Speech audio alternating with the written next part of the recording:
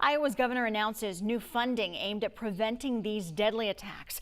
Local 5's Mary Sugden joins us to explain how this $100 million will be spent across the state. Mary. Yes, Samantha, those millions of dollars will be used on things like vulnerability assessments and improvements at schools, provide active shooter training, and provide new technology where threats can be reported.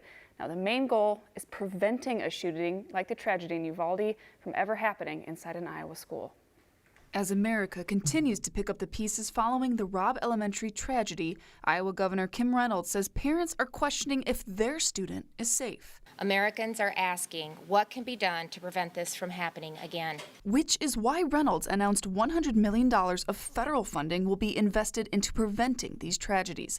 $7.5 million will be spent on vulnerability assessments at school buildings, while $75 million will be allocated to implement those recommendations. And in order to ensure that the recommended improvements can be made, I am establishing a school safety improvement fund, which will make available $50,000 per school building statewide. More than $4 million will be spent on putting an emergency radio into every school. Everyone has cell phones, but relying solely on them can be problematic during emergency events, as extreme call volume can quickly overwhelm existing cell networks. The School Safety Bureau will also implement a new statewide platform where anonymous tips can be sent.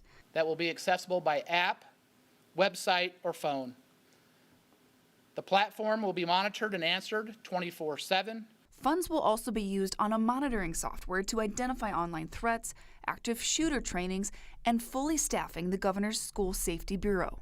I wish we could say this is all unnecessary, but we cannot simply rely on the optimistic thought that it'll never happen here in Iowa. Rather, reality mandates that we roll up our sleeves and we tackle this issue head on. And Reynolds said that these federal funds will support the School Safety Bureau through the end of 2026, which means the legislature will need to find a permanent and sustainable solution to continue some of these efforts. Now, tonight at 10, you'll hear from school administrators and staff on what they think this funding will mean for schools. Mary Sugden, Local 5 News, We Are Iowa.